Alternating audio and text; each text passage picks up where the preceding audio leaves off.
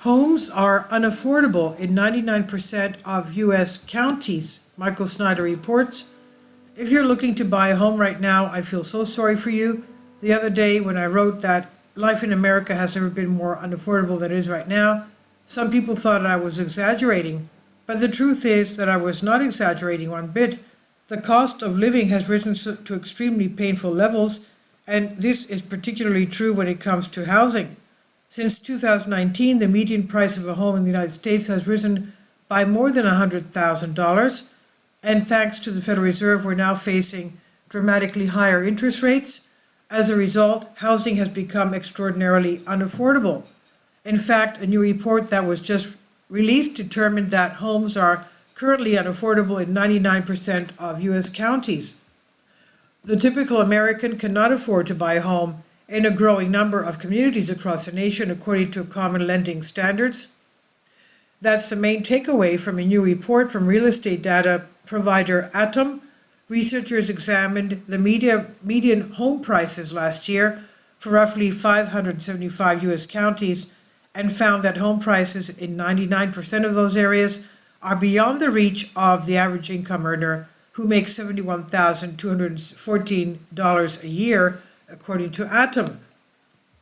In the entire history of our country, we have never seen anything like this before. A combination of insanely high home prices and suffocatingly high mortgage rates have literally frozen the housing market.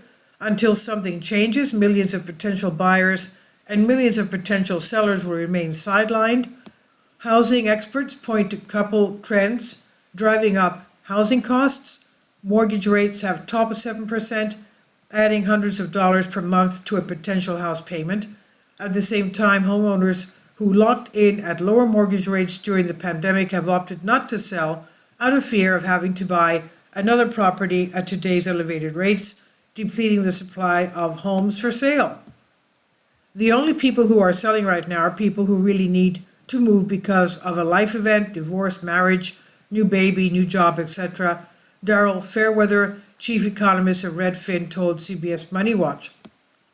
Considering everything that I just shared with you, it should be no surprise that pending home sales in August were 18.7% lower than they were a year ago. Pending home sales plunged in the U.S. last month as high mortgage rates deterred more would-be buyers and sellers from making deals. The National Association of Realtors pending home sales index tumbled 7.1% to 71.8 in August, a much greater decline than the 0.8% drop analysts polled by Refinitiv expected. Year over year, pending transactions are now 18.7%, the NAR's data shows. According to one analyst, a potential buyer would need an income of more than $125,000 a year in order to qualify for a mortgage on an average U.S. home right now. The steep drop in pending sales in August, on the heels of reports of slowing existing and new home sales at the end of the summer, suggests that the market is cooling, said Lisa Sturtevant, chief economist at Bright Multiple Listing Service. Overall, she said, total home sales this year could be below 4.2 million. That would be the lowest level since 2010. With mortgage rates near and above 7% for all of August, purchasers' buying power was crushed, and for many, the math for buying a home just did not work. At a mortgage rate of 7%, a home buyer would need an income of over $125,000 to qualify for a loan to purchase a $400,000 home, said Sturtevant. So the vast majority of us are just going to have to wait until the market shifts. Of course, housing is not the only thing that has become ridiculously expensive. According to CNN, the price of a box of Girl Scout cookies is going up to $6 this year. Girl Scout cookies are getting more expensive in some places at least.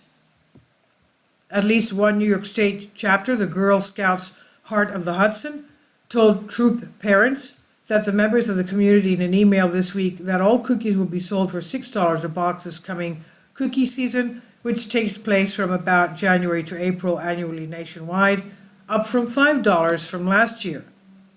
In order to combat rising production and material costs, Girl Scouts HH will be increasing the price of all cookie packages to $6, the chapter's interim CEO wrote, adding, "We expect our neighboring councils to announce similar increases in the coming weeks and months." I remember the days when it was common for people to buy dozens of boxes every year, but now if you want to do that, you will need to sell an organ. Our standard of living is being steadily eroded, and meanwhile, economic conditions continue to slow down all over the country. Earlier today, I was saddened to learn that Epic Games is laying off workers. Epic Games, the maker of Fortnite, said on Thursday that it will lay off 16% of its staff, around 830 employees, as it attempts to reverse what CEO Tim Sweeney called unrealistic spending. In a letter to employees Thursday, Sweeney said the video game company had been spending way more money than we earn, investing in the next evolution of Epic. I had long been optimistic that we could power through this transition without layoffs, but in retrospective, I see that it was unrealistic, Sweeney said in the letter which the company shared publicly. If even Epic Games is struggling now, what does that say about the overall state of our economy? I'm so concerned about where things are heading in the months ahead. A major economic downturn is looming. The most chaotic presidential election in our history will happen next year, and we're already witnessing widespread rioting in the nation. In fact, there are looters in Philadelphia making headlines for a second consecutive night. For a long time, I've been encouraging my readers to consider relocating if they live in any of our major cities, but now, thanks to a combination of ridiculously high home prices and the highest mortgage rates we have seen in ages, most Americans simply cannot afford to move. Unfortunately, most people will be forced to remain where they are as the events of the next few years shake this nation to the core. This is by Michael Snyder, and he says about the author, "My name is Michael, and my brand new book entitled End Times is now available on Amazon. In addition to my new book, I've written 6 other books available on Amazon, including 7-Year Apocalypse, Lost Prophecies of the Future America, The Beginning of the End, and Living a Life That Really Matters, Commissions Earned.